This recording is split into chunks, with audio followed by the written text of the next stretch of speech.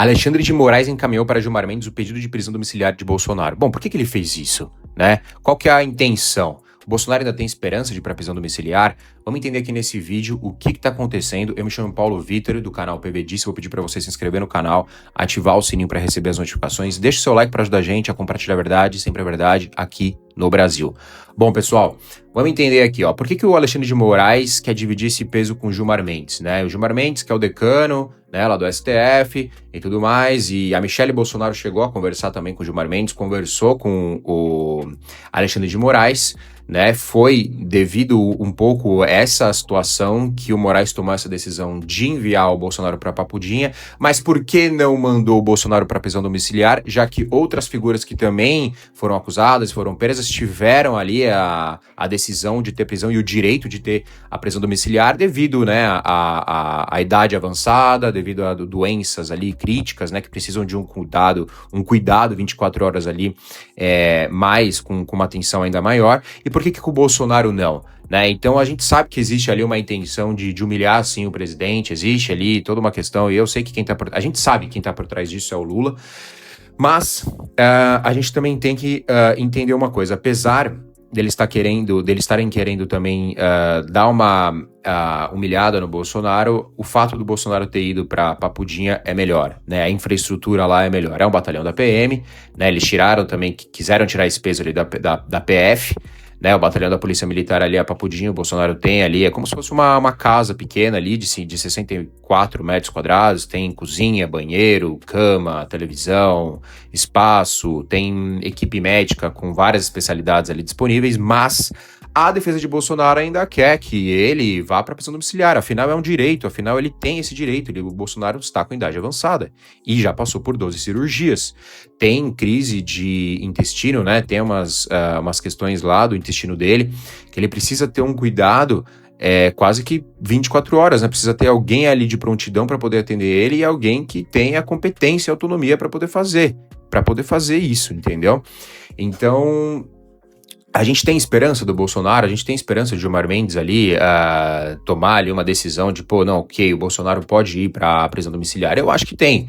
Eu acho que existe sim essa possibilidade, né? Tem a questão humanitária, ó, o argumento da defesa que é a questão humanitária, que eu acabei de falar, saúde debilitada do Bolsonaro, né? Os advogados citam quadro de saúde, sequelas da facada e obstruções intestinais, né? E as necessidades de cuidados que o sistema prisional não consegue oferecer, entendeu? Então, assim, eles dizem, né, a Papudinha, pode até dizer que a Papudinha tem toda aquela infraestrutura e tal, mas a realidade a gente sabe que não é assim, né? Na realidade, a gente sabe que talvez os médicos ali, né, a gente não sabe a competência, a gente não sabe se ele precisando de uma ajuda ali um pouco maior em um momento crítico, ele vai ter. Coisa que na casa dele, coisa que na prisão domiciliar ele teria, certo?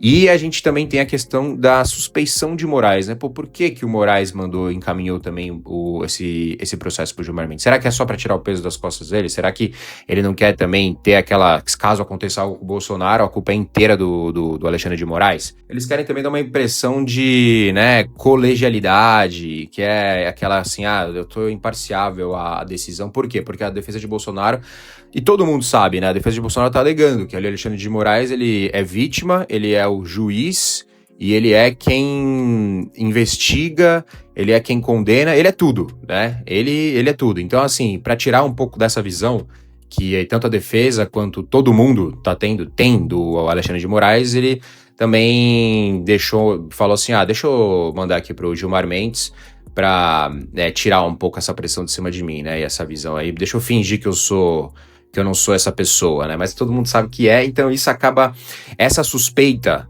faz com que a gente fale assim, não, então acho que isso é só pra inglês ver e não vai acontecer nada e o Bolsonaro vai continuar na Papudinha. Mas existe uma outra questão que é a manifestação da PGR. Será que a Procuradoria-Geral da República vai se posicionar vai aprovar em relação a essa questão de ser favorável à prisão domiciliar de Bolsonaro? Caso isso aconteça, o STF fica um pouco na parede, né? Então, existe uma chance, né? Ali é o Paulo Gonet, né? Será que ele vai decidir que existe o direito? A gente tem várias outras pessoas que também, figuras famosas que foram presas, que tiveram ali suas decisões totalmente aprovadas para prisão domiciliar, né? E esse que é o ponto que a gente precisa entender. Agora, existe um outro fator principal que já foi aplicado a Alexandre de Moraes, que é a Lei Magnitsky, certo? A Lei Magnitsky pode voltar, né? E a gente sabe que o Trump, ele tá a fim de causar, né? Ele tá a fim de causar, ele tá a fim de falar, meu, chega dessa palhaçada aqui, vocês estão achando que vocês são Deus,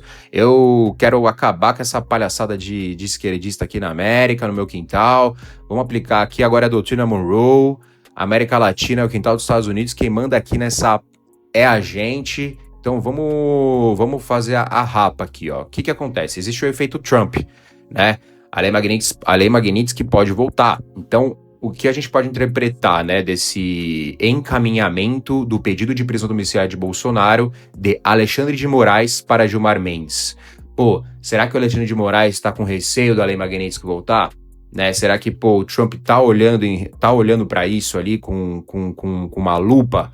Se começarem muitas queixas da infraestrutura da Papudinha, né, que eu acho que a gente vai ver como que o Bolsonaro vai se comportar lá, né, em relação àquela infraestrutura, se começar a existir isso, eu acho que sim, eu acho que pode existir ali de diversos lados. A gente vê também uma questão muito curiosa, o Eduardo Bolsonaro, ele foi até o Mar-a-Lago, lá na residência do Trump, com a sua família, conversar com o Trump, então está acontecendo uma proximidade muito maior do que a gente estava vendo antes entre Eduardo Bolsonaro e Trump, viu? Inclusive o Paulo Figueiredo também tá junto aí dessa reunião.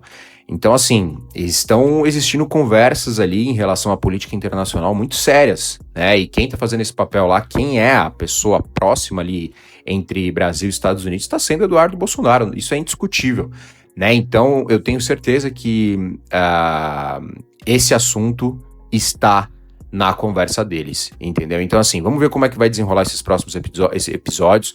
E a gente tá no momento onde a Procuradoria, a PGR, a Procuradoria-Geral da República, né, onde o Paulo Gonet ali vai precisar tomar uma decisão em relação à prisão domiciliar de Bolsonaro, e vai acontecer, né? Então, assim, se isso acontecer, vai ficar muito difícil o STF manter o Bolsonaro na papudinha ou na cadeia, sem parecer que ele tá ali sem parecer que eles estão fazendo aquilo por vingança, sabe? Fazer, a gente quer mesmo, vamos deixar o Bolsonaro aí.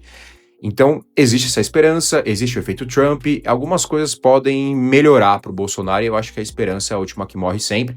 Então, vamos esperar os próximos capítulos. Eu te vejo no próximo vídeo. Eu sou o Paulo Vitor do canal PV Disse. Eu vou pedir para você de novo se inscrever no canal, ativar o sininho e deixar o seu like pra gente compartilhar a verdade, sempre a verdade aqui no Brasil, ok? Aquele abraço e nos vemos no próximo vídeo.